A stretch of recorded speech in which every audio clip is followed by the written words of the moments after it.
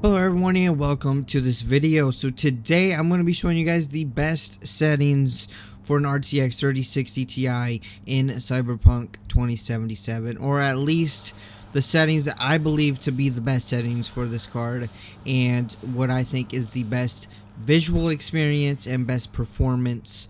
So let's get into the settings. Now, one thing I want to say is crowd density. It really doesn't. If you got a good CPU and you got nothing going on in the background, you can just have this on high. Now for me personally, sometimes when I'm playing games, I like to have a video in the background, so I usually keep it to low to reduce CPU usage and get a higher frame rate in the game, and it really doesn't make a difference. So you can choose crowd density high or low. That's really up to you. It doesn't really make a frame rate difference unless you're doing some you're watching videos or something while you're playing the game. Anyways, let's get into the basic settings here. Now, field of view through motion blur is literally all up to you. You can change it however you want. It doesn't really affect the frame rate that much, so we're gonna move on. Contact shadows, we don't really need those on, as in my opinion they don't really make a visual difference.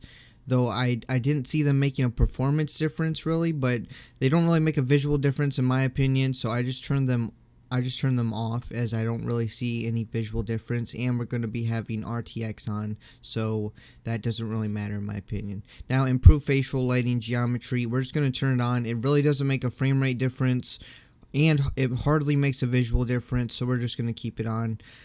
This setting, not really sure how to say it, but this is at 16, and the local shadow mesh quality is on high. In fact, local shadow mesh quality through cascaded shadow resolution, my goodness, all these settings right here on high. Local shadow quality, shadow range, and shadow resolution all on high. Distant shadow resolution is on high. Fog resolution on high. Volumetric cloud quality on high. Max dynamic decals on high. Screen space reflections quality. Now this is up to you. This part I'm gonna say is up to you. Now you can either have screen space reflection quality on psycho or off if you want, or you can have ray tracing reflections on. If you have ray tracing reflections on, no matter what screen space reflections quality is on, it really doesn't make a visual difference because you have ray trace reflections. So you can have it off or on psycho if you're using ray trace reflections.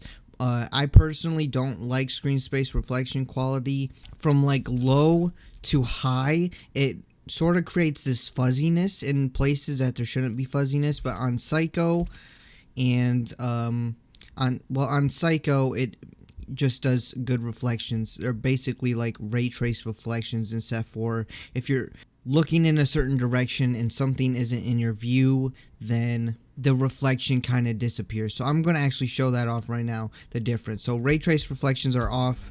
So if we look at the reflections here, as you can see from those signs, it does reflect every single sign as long as it's in view, but as soon as those signs get out of view, it no longer reflects those signs. As where if we turn screen space reflections off, which if you turn ray trace reflections on, it doesn't matter, if those are out of view, it still reflects the signs even though they're out of sight. And I was testing that earlier, that's why it was on Ultra or Psycho. But anyways, moving on, that's up to you. It depends if you want ray trace reflections, which I'm going to recommend you turn ray trace reflections on, as they make the game look really nice.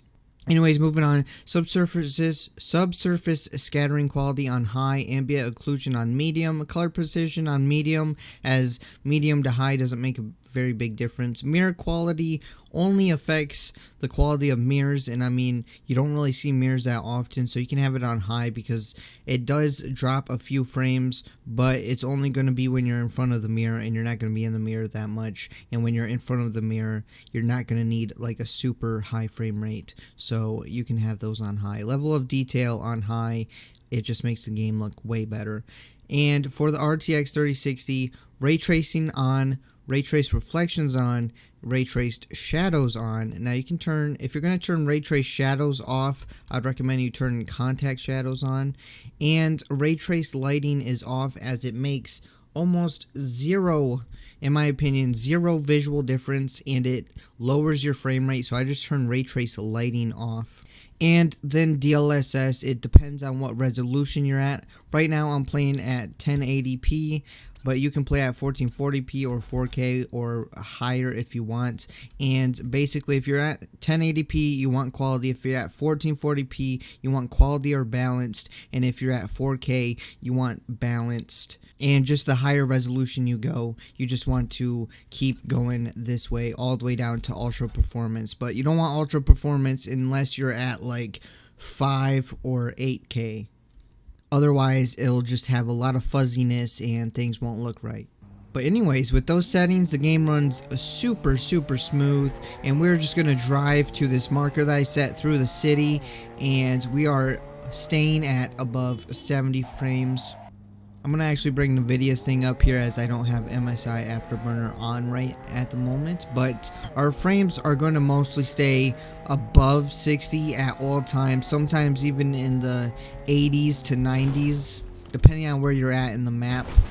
The most intensive and demanding areas being in the city, just as you're driving in the city. As you see, it went to low 50s right now. The game is still very much playable and it looks super nice, and I just missed my turn.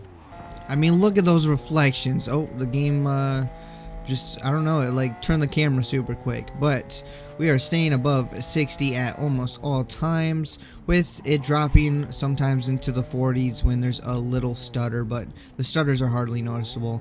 And we are at my marker, which is just a little bit, what I call a little bit of the outskirts of the city, in my opinion.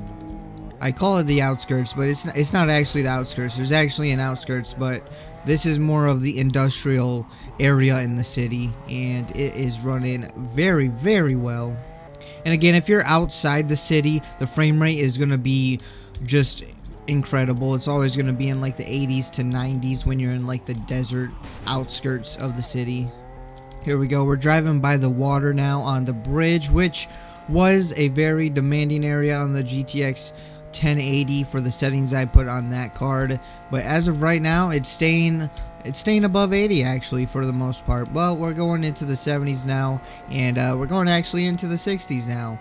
But of course it's going to do that when I say that it's running very smoothly, but it's above 60 at all times. I mean, you got ray tracing on, the reflections look amazing, the game looks amazing, and it's running amazing. The only thing you could ask for is this game being more amazing. Like, where's the multiplayer at? Where's the more story decisions and stuff at? Where's the more character customization? Why can't I customize my character after I already customized them? Anyways, that's not what we're here to talk about. We're just gonna keep driving. We're gonna go into this other part of the city, which should be pretty demanding. And we're dropping into the 60s, possibly 50s. Yep, we're definitely getting into the 50s. I can't drive, don't worry. It's not the frame rate. It's more of just me driving. Alright, this car is mostly destroyed, which is unfortunate because I really like this car. But as you see, I've been driving around through the city for like at least 10 minutes now, and it hasn't yet dropped below 50 frames. Well, I mean, it has with the stutters, but the average frame rate has never dropped below 60, so you're definitely going to have a very good, very smooth experience when playing Cyberpunk. And it may only drop a certain small few places in this city, as there's a few places that well, while you're playing the story, the frame rate might drop a little bit, but this is basically what you're going to be getting, a 60 to 70 frames per second experience in Cyberpunk with these settings. And did I mention that the reflections look amazing? Anyways, I hope you guys enjoyed this video. If you did, make sure to blow up that like button. Leave a comment below, tell me what you guys use, what settings you guys use, and what frame rate you guys get with your settings, and even what you're playing Cyberpunk 2077 on. And if you haven't already, hit that subscribe button because you want to be subscribed, and I will see you guys next time.